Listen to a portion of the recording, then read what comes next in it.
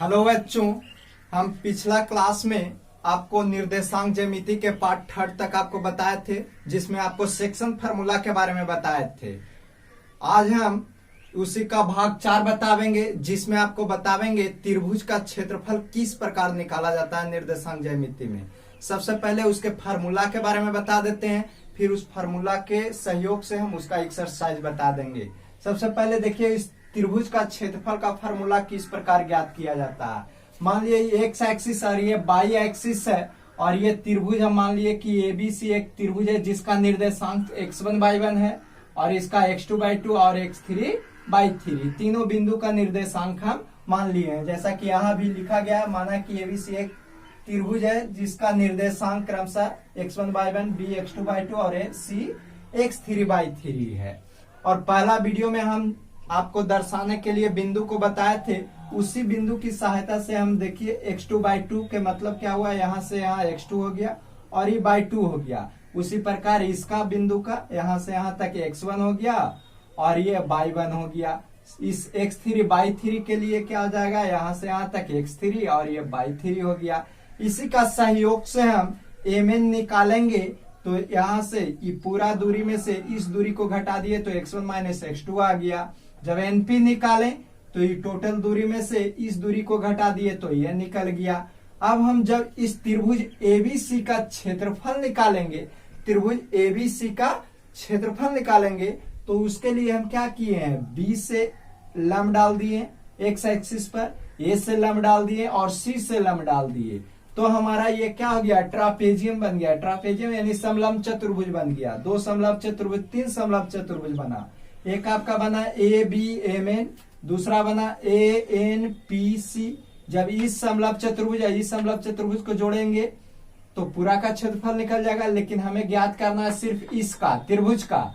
तो ई वाला यहां से यहां तक का क्षेत्रफल घटा देंगे, तो क्या करेंगे, समलंब चतुर्भुज बी एम पी सी, इसका क्षेत्रफल जब घटा देंगे तो सिर्फ त्रिभुज ए बी सी का क्षेत्रफल हमें प्राप्त हो जाएगा। वही चीज यहाँ लिखे हैं कि त्रिभुज का क्षेत्रफल बराबर समलंब चतुर्भुज A B M N plus समलंब चतुर्भुज ए एन पी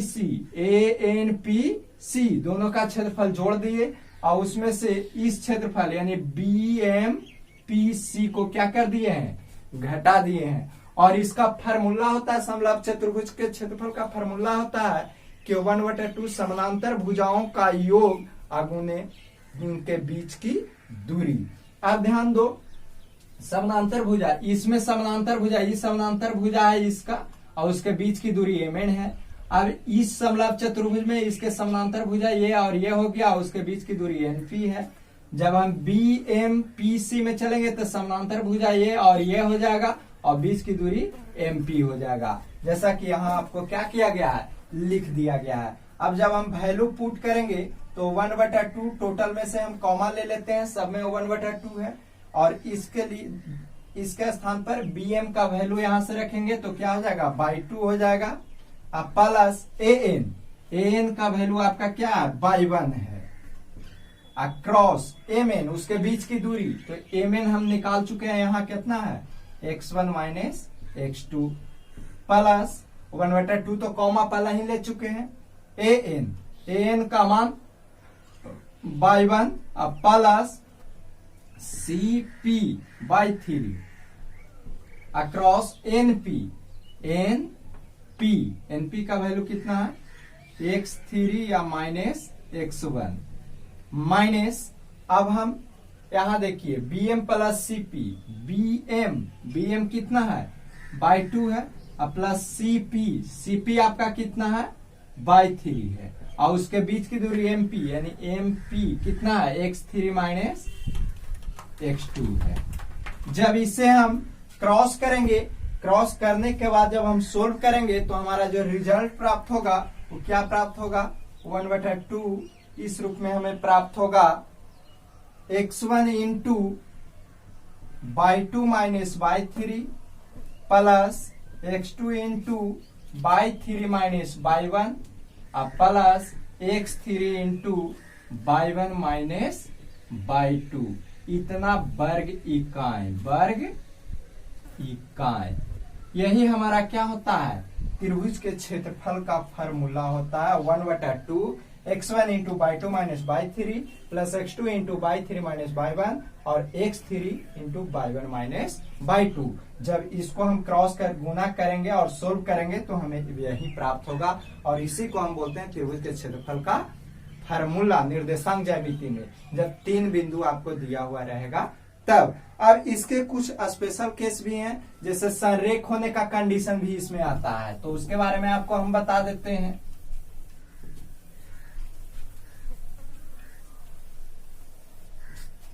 कहेगा संरेख के लिए त्रिभुज संरेख हो, है ना, जब संरेख के कंडीशन कहेगा संरेख होने के लिए,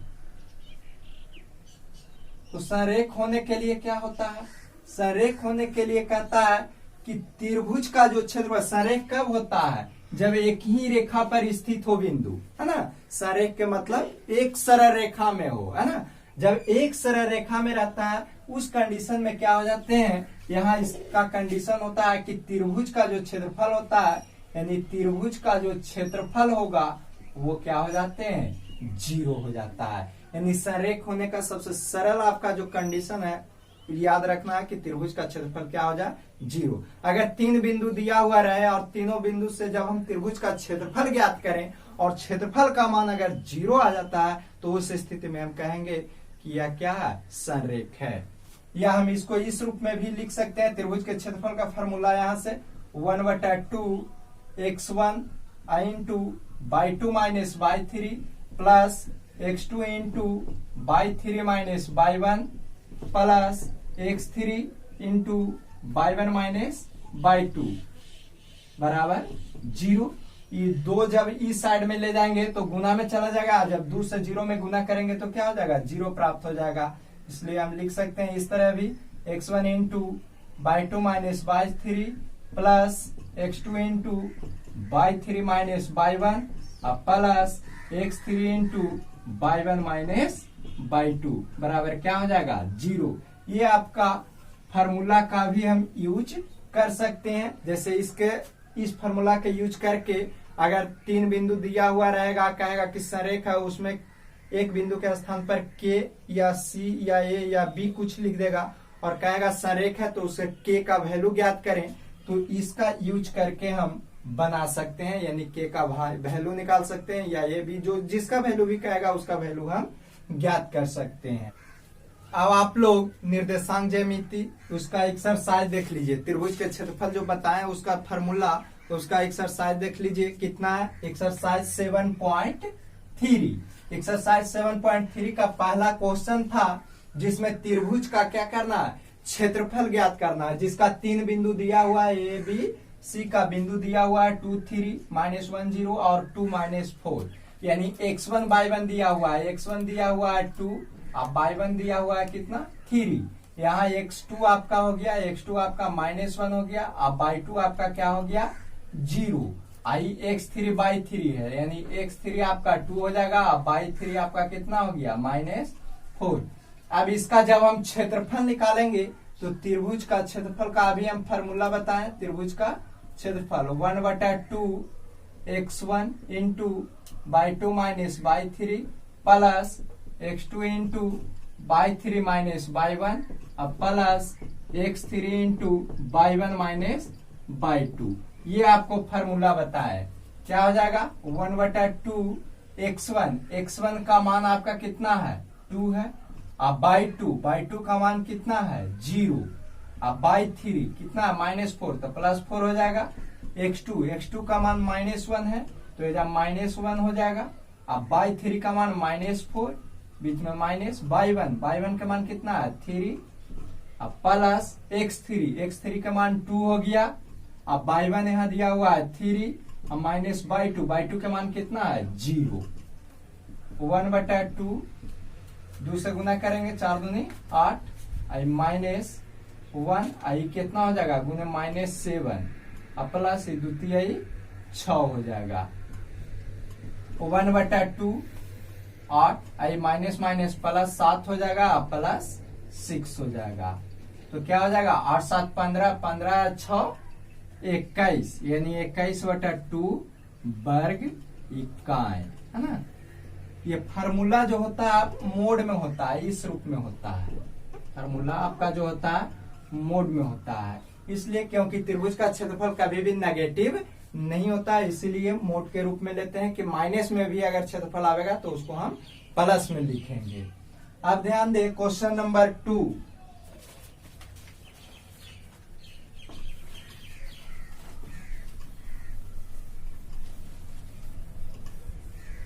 क्वेश्चन सेकंड देख लो। सेकंड नंबर, निम्नलिखित में से के का वैल्यू निकालना है। कब? जब तीनों बिंदु संरेख दिया हुआ है, यानी दूसरा के पहला जो तीनों बिंदु है वो संरेख दिया हुआ है। कितना कितना है?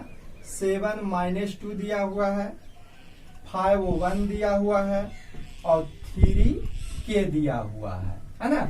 ये तीन बिंदु दिया हुआ है, कह रहा है कि तीनों संरेख है तो के का मान ज्ञात करें। अभी हम बताएं कि संरेख जब रहता है, संरेख होने के लिए मान लेते हैं ये है, ये बी है और ये सी। हम संरेख होने का कंडीशन बताए थे। संरेख होने के लिए क्या बताए थे कि त्रिभुज का जो क्षेत्रफल होता है वो 0 होता है, यानी त्रिभुज का क्षेत्रफल बराबर 0। हम बताए थे फार्मूला कि यूज करेंगे कितना, x1 into by3 minus by1 by2 minus by2 minus by3 अब plus x2 into by3 minus by1 अब plus x3 into by1 minus by2 बराबर कितना 0। इसका यूज करेंगे, यहां से वैल्यू रखेंगे। ये आपका x1 by1 है, x2 by2 है और ये आपका x3 by3 वैल्यू रख दीजिए।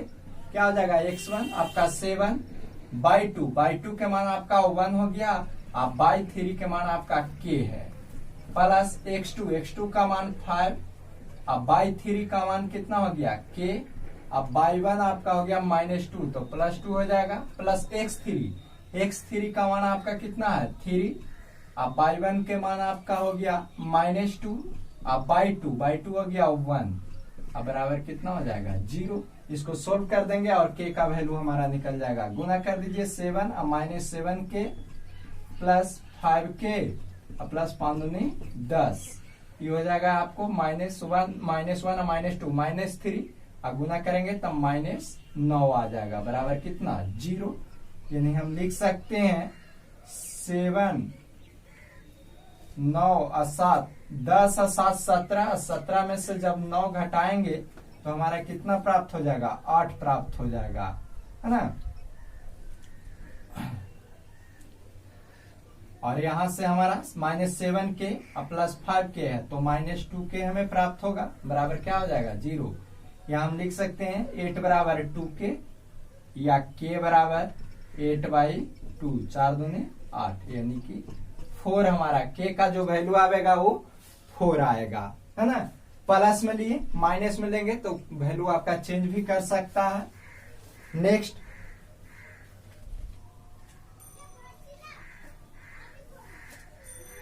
फोर नंबर क्वेश्चन देख लीजिए। क्वेश्चन 4,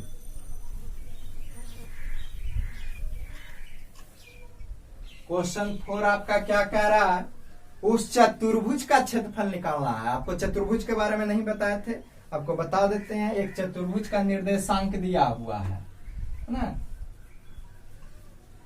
ABCD, ये निर्देशांक दिया हुआ है कितना 0 -1 और B आपका दिया हुआ है,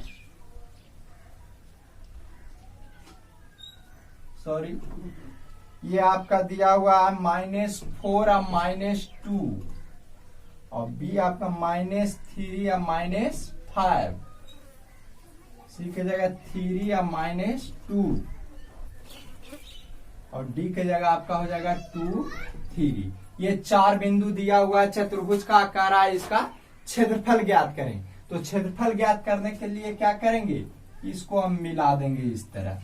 जब मिला देंगे तो 2 त्रिभुज बन जाएगा, क्योंकि हम त्रिभुज के क्षेत्रफल का फॉर्मूला बताए हैं। तो क्या करेंगे, सबसे पहले इस त्रिभुज का क्षेत्रफल निकालेंगे और फिर इस त्रिभुज का क्षेत्रफल निकालेंगे, जैसा कि आपको पहला क्वेश्चन बताए और दोनों को जब क्षेत्रफल को जोड़ देंगे तो चतुर्भुज एबीसीडी का क्षेत्रफल हमें प्राप्त हो जाएगा। इस प्रकार आप क्या करिएगा, चौथा क्वेश्चन आप बना लीजिएगा। सबसे पहले त्रिभुज एबीसी का क्षेत्रफल निकालेंगे, यानी चतुर्भुज ए बी सी डी का जो क्षेत्रफल होगा वो किस प्रकार ज्ञात करेंगे, त्रिभुज ए बी सी प्लस त्रिभुज ए सी डी का क्षेत्रफल, यानी ई तीनों बिंदु से हम निकाल लेंगे इसका क्षेत्रफल, आई तीनों बिंदु से निकाल लेंगे इसका क्षेत्रफल, और निकालने के बाद जब दोनों के जोड़ देंगे तो चतुर्भुज एबीसीडी का क्षेत्रफल निकल जाएगा। ध्यान ये रखना है कि जब त्रिभुज का जब हम क्षेत्रफल निकालेंगे तो चाहे x1/1 इसको मानिए या x1/1 इसको मानिए, वहां से कोई फर्क नहीं पड़ता है। त्रिभुज एबीसी में किसी को एगो के x1/1 मानिए, एगो के x2/2, एगो के x3/3 मान लीजिएगा और त्रिभुज का क्षेत्रफल हम निकाल लेंगे। नेक्स्ट आपका क्वेश्चन है ऐच्छिक में है आपका 7.4 का, बहुत इंपॉर्टेंट आपका है, ऐच्छिक प्रश्नावली है। ऐच्छिक प्रश्नावली है 7.4।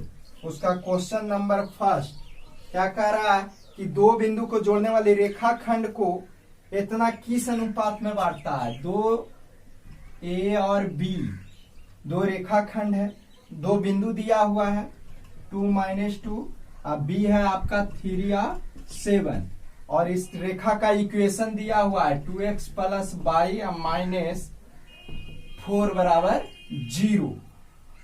किस अनुपात में विभाजित करता है ये आपको दिखाना है। ये ऐच्छिक है, आपका मिला हुआ है, इस सेक्शन फार्मूला से रिलेटेड है।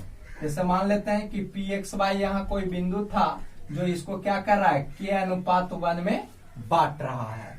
मान लेंगे, माना कि m/n बराबर k/ कितना 1 मान लेंगे, और दो बिंदु आपको दिया हुआ है, सेक्शन फार्मूला लगा के x y का वैल्यू निकालेंगे और इसमें हम क्या कर देंगे, पुट करेंगे। जब सेक्शन फार्मूला यानी विभाजन सूत्र हम लगाएंगे, विभाजन सूत्र, तो विभाजन सूत्र आपको बताए थे, क्या बताए थे कि pxy बराबर होता है mx2 + nx1 बटा m + n, और m/2 + n/1 बटा m + n। ये आपका अंतः विभाजन सूत्र, सेक्शन फार्मूला दो होता था, एक आपको अंतः विभाजन और एक बाह्य विभाजन। अंतः विभाजन क्योंकि अंतः विभाजित कर रहा है। अब हम वैल्यू रखेंगे, pxy का वैल्यू जैसे निकालेंगे, m का वैल्यू k ले लेंगे, in का वैल्यू कितना लेंगे 1, ये आपका x1/1 है और ये आपका क्या है x2/2। वैल्यू रख देते हैं तो k x2 के मान कितना है 3 + n हो गया 1, x1 का वैल्यू हो गया 2, m + n यानी k + 1। यहाँ जब रखेंगे m हो गया k/2 आपका 7 हो गया, अब प्लस n 1, अब by1 - 2 बटा m + n k + 1, 3k + 2 बटा k + 1, ये हो गया 7k -2 बटा k + 1। ये आपका x और y का वैल्यू निकल गया। अब इस जो इक्वेशन दिया हुआ है इस रेखा का, उसमें x और y का वैल्यू पुट कर देंगे तो k का वैल्यू निकल जाएगा। चूंकि इक्वेशन दिले है 2x + y - 4 को इस साइड ले जाएंगे तो बराबर 4 हो जाएगा आपका। 2x का मान रख दो 3k + 2 बटा k + 1 प्लस y का मान है 7k - 2 बटा k + 1 इक्वल टू कितना है 4। k + 1 दोनों में एलसीएम जब लेंगे तो उधर चला जाएगा, 2 से गुना कर दो 6k + 4 हो जाएगा, अब प्लस 7k - 2, k + 1 इधर ले जाएंगे तब 4 × कितना हो जाएगा k + 1, 6k और 7k कितना हो जाएगा 13k, ये घटेगा तब +2 आ जाएगा, इधर 4k + 4k इधर ले आओ तो कितना आ जाएगा 13 में से 4 घटेगा 9k हो जाएगा, इधर 4 में से 2 उधर माइनस में चल जाएगा तो 2 आ जाएगा। k बराबर हमें 2/9 प्राप्त हो जाएगा। अब हम निकालना था रेशियो यानी अनुपात निकालना है, तो m/n के लिए हम लिख सकते हैं k/1, यानी 2/9 अनुपात कितना 1। जब इसको सिंपल भिन्न में जब अनुपात में बदलेंगे तो 2 अनुपात कितना आ जाएगा 9 आ जाएगा। सिंपल भिन्न में आप इसको सिंपल अनुपात में बदलने का नियम होता है। यहाँ हम क्या करेंगे, एलसीएम दोनों का लिया जाता है और जितना एलसीएम आता है उतना दोनों में हम क्या कर देंगे गुना। जैसे दोनों का एलसीएम 9 होगा और 9 से दोनों में गुना करेंगे तो यहाँ में 9 से 9 कट जाएगा तो 2 बचेगा और यहाँ 1 में 9 से गुना होगा था 9, इसीलिए 2 अनुपात कितना आ गया 9 आ गया, है ना। ऐच्छिक का एक क्वेश्चन और है, एक्स वाई में रिलेशन ज्ञात करना है। एक्स और वाई में क्या करना है, रिलेशन यानी संबंध ज्ञात करना है। एक क्वेश्चन और आपको बता देते हैं, जब संरेख दिया हुआ हो तब। दूसरा 3 बिंदु दिया हुआ है, एक्स वाई 1 2 7 और 0, ये तीनों बिंदु आपस में क्या है संरेख। तो संरेख का अभी हम बताए, संरेख होने के लिए, संरेख होने के लिए अभी आपको हम बताए कंडीशन, है ना। त्रिभुज का क्षेत्रफल क्या हो जाता है 0 हो जाता है, या डायरेक्ट हम फार्मूला लिखेंगे x1 into y2 minus y3 plus x2 into y3 minus y1 plus x3 into y1 minus y2 बराबर कितना 0। अब सबका वैल्यू रख दो, ये आपका x1 y1 है, x2 y2 है ना, ये आपका x3 y3 है। अब इसमें जब हम वैल्यू रखेंगे तो x1 के जगह x हो गया, y2 के जगह 2 हो गया और y3 का मान 0, x2 का मान 1 है, y3 आपका 0 और माइनस y1 का वैल्यू y है, प्लस x3 आपका 7 हो गया, y1 आपका y है, अब y2 आपका 2 है। अब इसको सोल्व कर देंगे, जो हमारा आंसर आएगा वही x और y में क्या हो जाएगा रिलेशन, यानी 2x आपका माइनस y हो जाएगा अब प्लस 7y और माइनस 7 दूनी 14 इसका टू कितना 0, यानी 2x आई घटेगा तो कितना आ जाएगा 6y प्लस 6y और माइनस 14 बराबर 0, है ना। ये हमें प्राप्त होगा। इसका 2 आंसर आ सकता है, एक आप मॉडुलस में है तो एक प्लस में निकालेंगे और एक माइनस में। जैसे 2x प्लस 6y माइनस 14 बराबर 0, इसमें से अगर 2 कॉमा ले लें तो x प्लस 3y माइनस 7 बराबर क्या हो जाएगा 0। या हम लिख सकते हैं ये 2 उधर भाग में जाएगा तो 0 हो जाएगा, तो क्या हो जाएगा x प्लस 3y माइनस 7 बराबर 0। ये हमारा आंसर प्राप्त हो जाएगा, है ना। इस प्रकार ऐच्छिक प्रश्नावली में एक आध क्वेश्चन और है, आप लोग बना लीजिएगा, है ना। और हमारे चैनल को देखते रहिए तथा हमारे वीडियो को लाइक करें, है ना, और चैनल को सब्सक्राइब जरूर करिएगा। थैंक्स।